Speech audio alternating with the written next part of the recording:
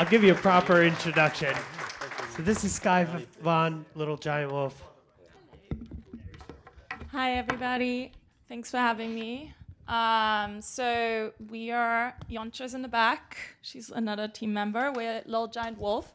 We actually call ourselves a transmedia company, so we don't just focus on VR or AR. We use different platforms to tell one story. So we will use it depending on the story.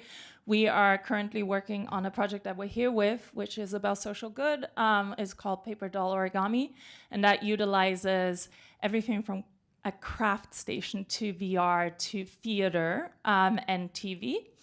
And that one is taking you, it was inspired by Black Lives Matter, but it really is a very universal look at the relationship dynamic of inferior, superior, and equal. And it takes you through that relationship dynamic in 3 acts while you're in the VR experience, but you are actually crafting your own avatar that guides you through the experience. So we also, just like the Jaunt guy said, really believe that VR can be a tool for good and also for like just generating a better understanding. But in this experience, we chose to be very universal and not go too specific, because then everyone can find something in there for them and can maybe recognize how they're potentially treating someone as an inferior, or how they may be reacting to someone as an inferior. So we just see that as a powerful tool.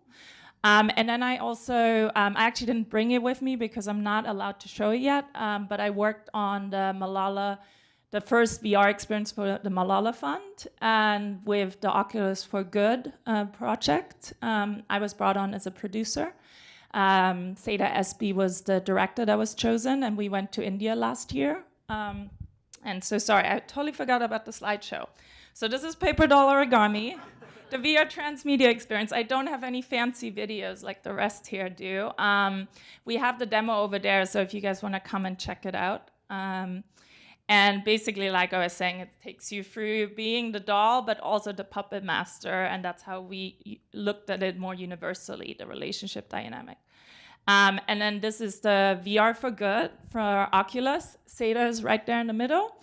And we went to India and met a girl there, and we were being very careful, and I think this is something that I teach at the New York Film Academy as well, and I always bring up with my students, like, yes, VR is an empathy tool, but it's not always possible to put you in someone else's shoes, because it's like for example, like if we go to a refugee camp in Syria, you will never feel like that refugee there, no matter if you add smells, sounds, effects, haptic, whatever. It's like, just the emotional state you're in, you're not going to be able to replicate. So I think we were very aware of this, of like approaching the story not as like putting ourselves in the shoes of a girl in India that can't get education, but of being more of her companion, and so finding the empathy there and the connection to actually connect with it on a more personal level for us, from where we are experiencing the thing.